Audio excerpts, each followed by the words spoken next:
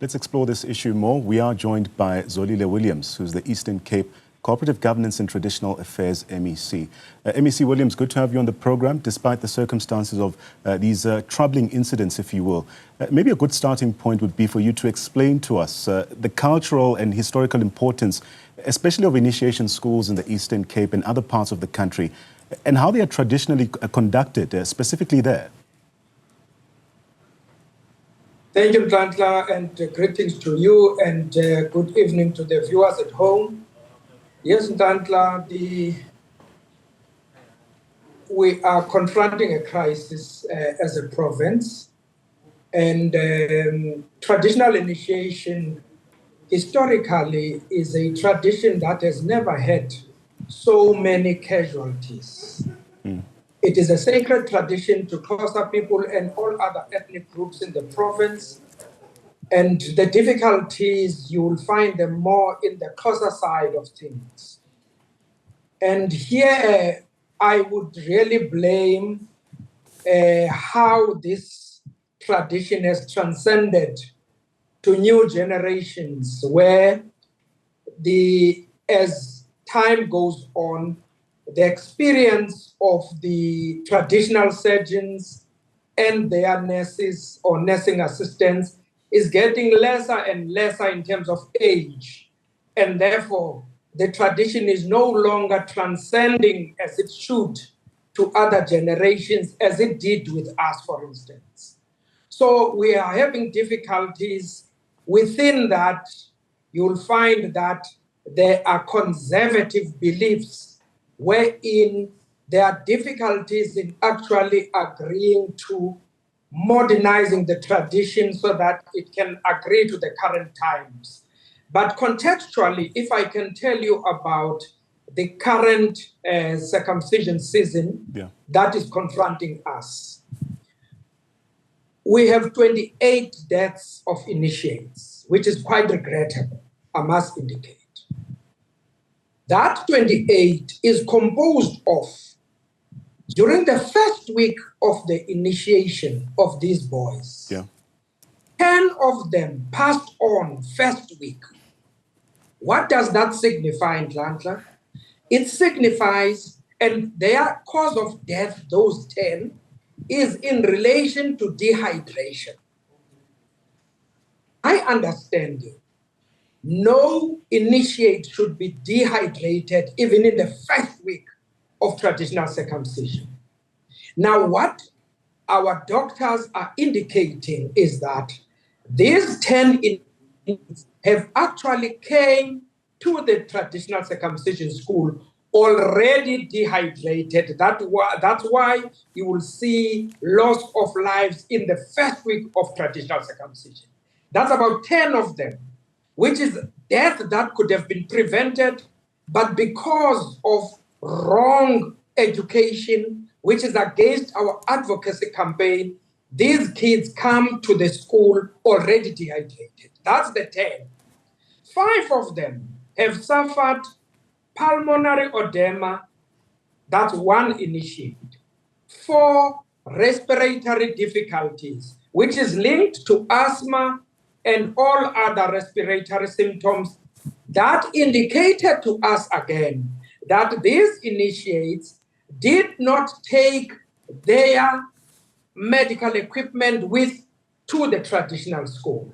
In one instance in the Amatole district, the father literally refused the kid to go with his own asthmatic equipment to the traditional school because there's this stigmatization and fear that when you use your medication, you are lesser of a man than others who are not using their medication. Those deaths, if you look at them, should have been immediately prevented. In the second week of traditional circumcision, you get about 7 kids. Those kids are dying because of septicemia. And septicemia, as a Xhosa man, I understand that in the second week, it may develop to some initiates, but then there are actions that must be taken where you even involve health practitioners that are attached to the tradition. But because of this stigmatization, the surgeons and assistants will then keep these initiates away from the attention of the surgeons. So then this then results in initiates dying in the process. Three of them are suicide cases. And if you look at them, these kids have got psychosocial challenges from home, and then they come to the traditional school, and when they are there, unfortunately, they decide to take their lives because two of them were found in the dongas hanging themselves there. Now, the issue is that if traditional nurses and parents are not full-time in the initiation schools, you will get situations where initiates are alone and they find space and time to do all these negatives, which contribute to the loss of lives. I really would like to send our messages of condolences to those grieving families, because now, actually, those families should be celebrating the coming of age of those young men. This is actually destroying the future of our province and this country, because we're losing young lives, which should be protected at all costs. MEC Williams, you're quite right in that some of these deaths could have been avoidable. As we are having this conversation, it also comes at a time when Contralesa has called for a state of emergency, even suggesting that maybe initiation practices should be halted, especially in hotspot areas, until some of these issues are addressed. Would you agree with such a proposal? Look, Tanda, we are not against any halting of the traditional circumcision, especially in those hotspot areas. But as you know, we have found that there are bogus initiation schools, illegal schools that find space to do the initiation process without following the law. Now, you may want to do that, but it may be done at your own peril. You may actually encourage increasing those bogus initiations to the detriment of the lives of kids. So this is a matter that I believe should be properly consulted with, so that it does not come with unintended consequences where we get mass death. It is a matter that I believe Contralesa, ourselves, traditional leaders, and all stakeholders that are relevant to the tradition should participate in saying what is to be done. But for now, as government, through the intervention of the minister and our discussions with traditional leaders, we're saying for the next 3 weeks, all medical doctors must be on site taking rounds in all our schools, but those doctors should be those that are linked to these particular traditions that are practiced in our province. So COSA doctors will be allowed to attend to all those COSA schools so that they are able to assess and give us.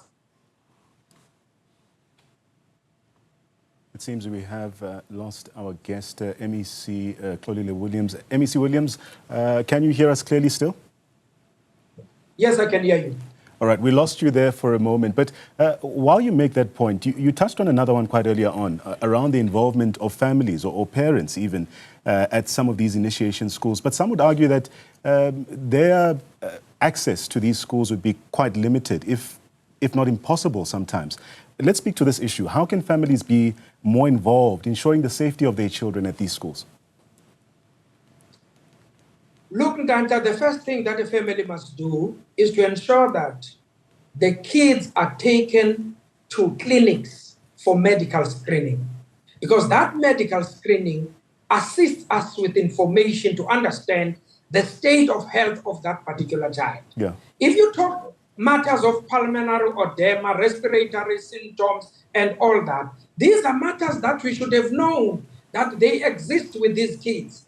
But now, families hide these things so that they hide medication to prevent their kids being stigmatized as lesser of a man. Now, when these kids are not coming with those medications, they then have withdrawal symptoms at the initiation school, resulting in them dying. And we are saying no kid must be prevented from taking medication to the traditional initiation school, especially if such medication are there to assist chronic illnesses that these kids have. Other things that are happening are quite strange, where the family, just the father allows the child to be circumcised, take the child away from the circumcision school, only for the child to pass away and die in the care of the father. So you don't understand what are these people doing? Why are they messing up the lives of the kids? Remember, as government, we're not circumcising anyone, but we're trying to protect that the tradition must be performed in a manner that is legal and within the law and that is safe in order to save the lives of these young men. As what has come to our attention in recent times, there's also an element of physical abuse or even criminality, which I think you also touched on a bit earlier on at these schools. So reports do suggest that some deaths are linked to this physical abuse and torture. How do we balance preserving tradition, Mr. Williams, while also addressing these criminal acts that we are reading about? This is where I still maintain parental care and participation in traditional initiation. Look, if you leave these guys alone in the huts, in the traditional huts, in the veld there, without anyone, unscrupulous people go there drunk with drugs, and these are the ones who abuse these kids. And unfortunately, we can't pick them up because the kid is in a state where he can't even talk. In one case that we're dealing with, this child cannot even talk, cannot even walk because of the abuse the child has suffered. But the police are investigating the cases, and already 23 arrests have been made for those who are involved in illegal and in also the abuse of these kids in the initiation schools. So we're saying this tradition needs to be modernized at some point so that we save lives of these young kids. While this discussion is happening, there are also calls for the institutionalization of this practice. There are calls to institutionalize traditional initiation schools and the practice itself, really. What steps in your mind would be needed to really achieve this, but also while respecting cultural practice? Look, what we're agreeing on this year is that every school in this province must be properly traditional leaders in terms of the Initiation Act that was promulgated as early as 2016 are supposed to have defined areas where they indicate to us that it is only in these areas where traditional initiation schools are going to be happening. Not this situation where they are everywhere, because that everywhere leads to bogus ones which are unreachable and in areas where monitoring teams cannot find them easily. And that's where we find majority of these cases of death and abuse of initiates. Yeah. And how feasible is the idea of possibly even the government dedicating a budget for these initiation schools? Are there specific resources that you believe are most urgently needed at this point? Exactly. That's what we're considering with the minister and ourselves in the province to say we need to contract medical doctors so that they support the teams that we have. We need more doctors to attend to the tradition in order to save it. No tradition must kill young people like it is doing now. And I think the time is now for us to make that quick intervention, and we're ready as government to ensure that resources are availed so that we can save these young lives. But there is a wider question as to how do we strike a balance, especially between maintaining the sanctity of cultural practices, but also integrating modern safety measures. I mean, you spoke about the role of doctors, for instance, at these schools. Yes, look, what we're saying, we don't want to interfere majorly with the traditional part of traditional circumcision. But where we are concerned, is the traditional circumcision is a medical operation. You can't run away from it. Yeah. The management of that process seems to be the area where we're finding difficulty. And therefore, it means those that we have trained have no capability of even identifying cases of septicemia and dehydration, which is why this professionally trained eye is necessary as a contributor or an enabler of this tradition to succeed. So that this I assist those that are there to say, we need intervention now, because when we left this tradition to the vices of traditional surgeons and nurses alone, we're getting 28 deaths and more than that. MEC Williams, we have run out of time, but as we reflect on these tragedies, what is your vision for the future of initiation schools, especially in the Eastern Cape? And what key challenges could you like to see, or rather changes that you'd like to see in the next few years? What we would want to do in the Eastern Cape is that we're going to contract medical doctors linked to each of the ethnic groups that practices the tradition. That's the first point. Well, our advocacy campaign is going to focus on young men who are perpetuating stigmatization against the use of medicines or chronic medicines and the drinking of water. We want to make those the agents of our advocacy campaign to prevent dehydration and also the use of medication by the initiates at the schools. We also would want to ensure that all traditional schools are legally registered in terms of the law, and anyone who does not register a school must be arrested with immediate effect, because these are areas of death that we've experienced. About 11 initiates are coming from illegal schools. So we're saying we need to focus on those illegal schools as we're moving forward. We need to facilitate that training is strengthened so that all the traditional nurses and traditional surgeons are properly trained, and doctors must supervise that training so that they assist them with identifying cases of septicemia, cases of dehydration, cases of gangrene, and so on, so that you are able to manage the tradition properly. Because if we are a secret tradition, it means it must be protected from killing people. No tradition must ever kill people. Mabaye bepila, babuye bepila, and we must live by that.